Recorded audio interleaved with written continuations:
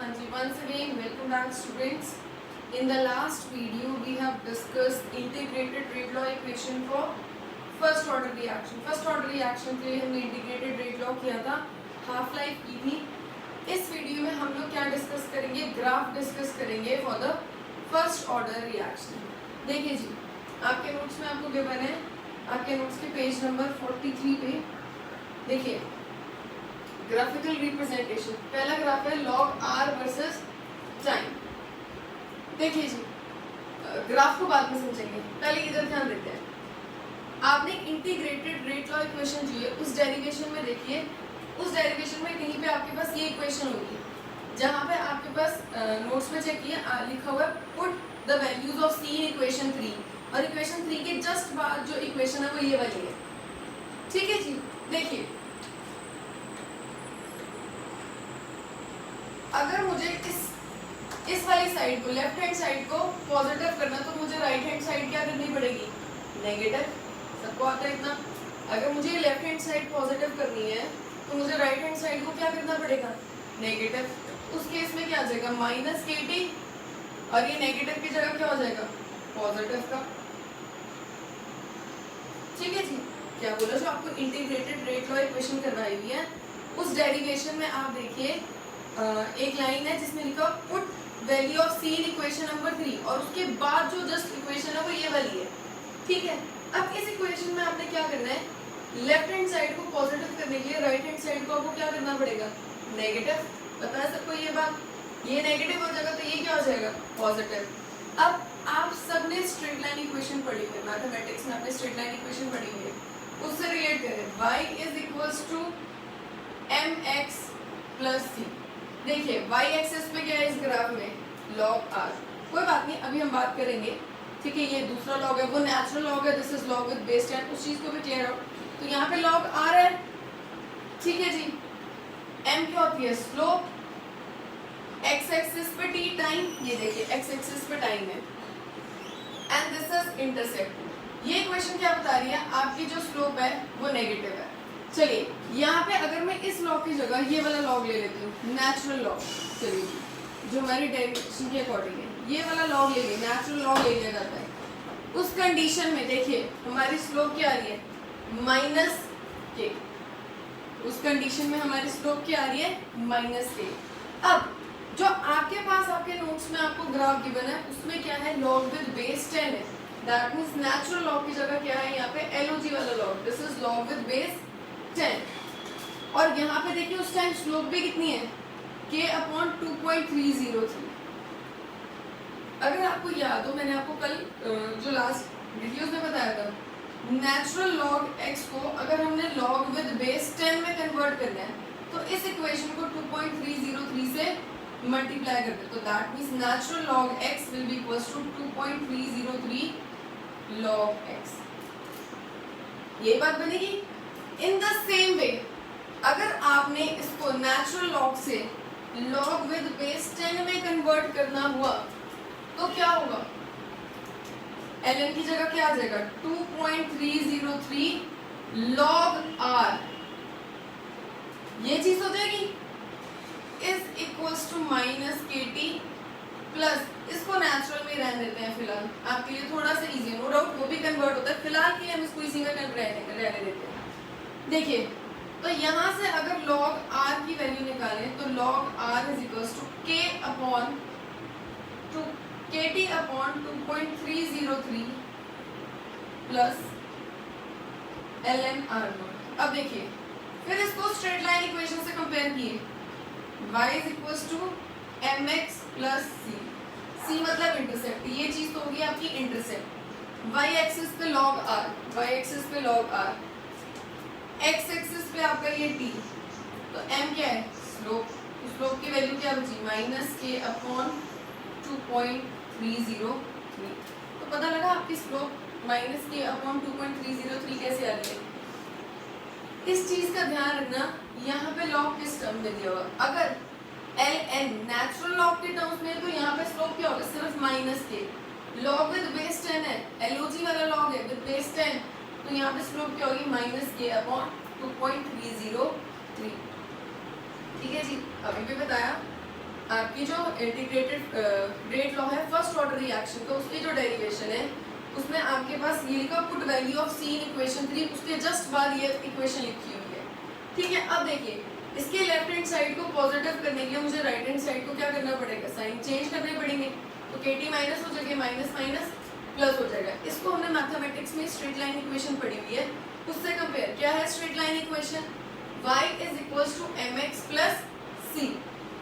m यहाँ पे क्या होता है स्लोप और c होता है आपका इंटरसेप्ट। c क्या होता है इंटरसेप्ट। देखिए तो अगर हम इसको रिलेट करें, इसका मतलब y एक्सिस पे क्या है ln natural log r, m की वैल्यू क्या है माइनस के, x एक्सिस पे क्या है t और ये क्या है इंटरसेप्ट की वैल्यू।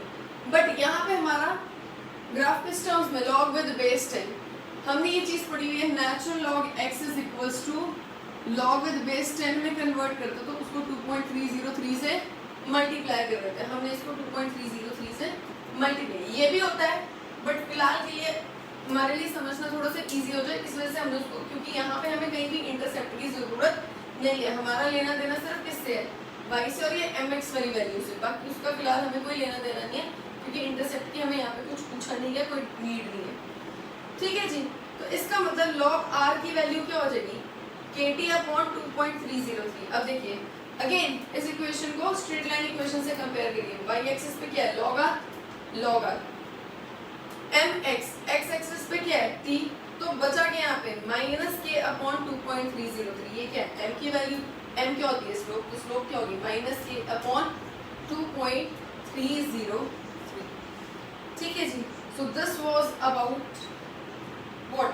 अब अच्छा, अब ये मेन मुद्दा ये भी कि हम ग्राफ ऐसे क्यों बना। देखिए टाइम के साथ कंसंट्रेशन क्या होती है डिक्रीज, टाइम के साथ कंसंट्रेशन क्या होगी डिक्रीज, दैट्स व्हाई आपका ग्राफ ऐसे है। ठीक है जी, this was about your first graph. अब बात करते हैं आपके सेकंड ग्राफ की। चलिए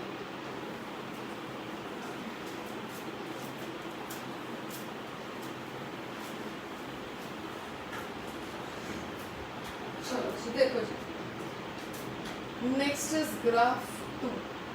ग्राफ 2 है आपका log r0 by r versus time. ठीक है जी, आपका ग्राफ कैसा बना हुआ है कुछ ऐसा।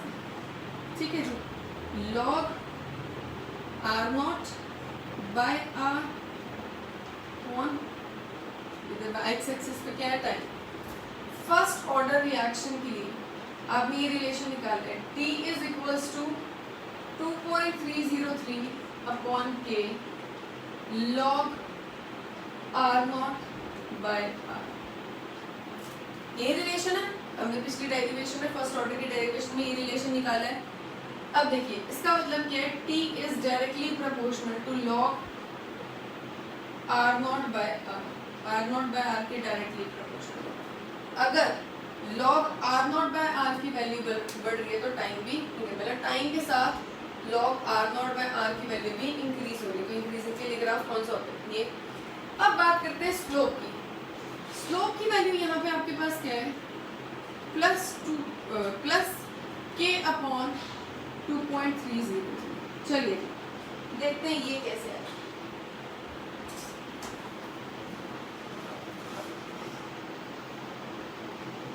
अगेन बात करते हैं, ये इक्वेशन हमने पिछली वैल्यूज में भी बात की थी।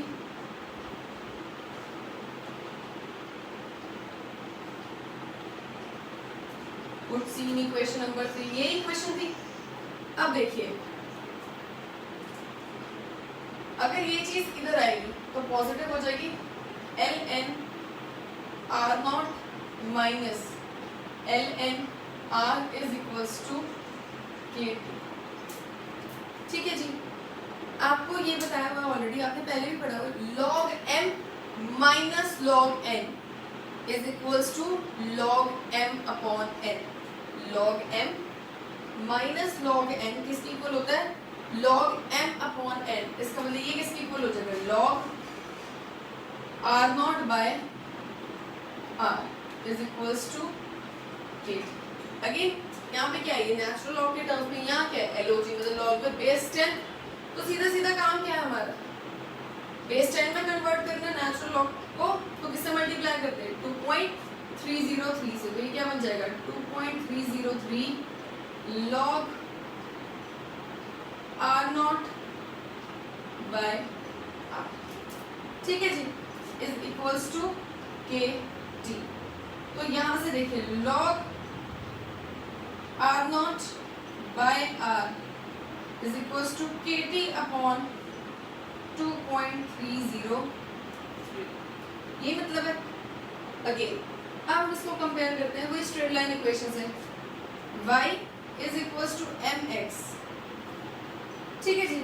देखिए यहाँ पे y एक्सिस पे क्या है r0 by r, x axis पे क्या है t, तो m की वैल्यू क्या है, स्लोप क्या बचा है k अपॉन 2.303, ओके स्लोप क्या हो गया k अपॉन 2.303। लेकिन अगर नेचुरल लॉग के टर्म्स में होगा तो y एक्सिस पे ये हो जाएगा आपका नेचुरल लॉग में r0 बाय r, और x एक्सिस पे टाइम, उस टाइम पे आपकी स्लोप क्या होगी प्लस k सिर्फ। जब आप बेस 10 में, जब आपका लॉग बेस 10 में हो तो वो डिवीजन में क्या डिनोमिनेटर में क्या आ जाएगा 2.303, अदरवाइज क्या रहेगा सिर्फ k रहेगा। पिछले केस में क्या था नेगेटिव स्लोप, इस केस में क्या आपकी पॉजिटिव स्लोप। आई होप तो ये आपको क्लियर है, नोट्स नहीं है क्योंकि हमें ये ऐसे सॉल्व करना भी नहीं होता। अगर आपको लगता है कि आप भूल जाएंगे तो वीडियोस को बार बार गो थ्रू करके इसको अपने नोट्स में भी नोट डाउन कर सकते हैं, सो दैट कि आपको याद रहे कि कैसे हो रहा है, ठीक है जी।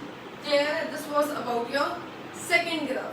अब बात करते हैं थर्ड ग्राफ की, चलिए।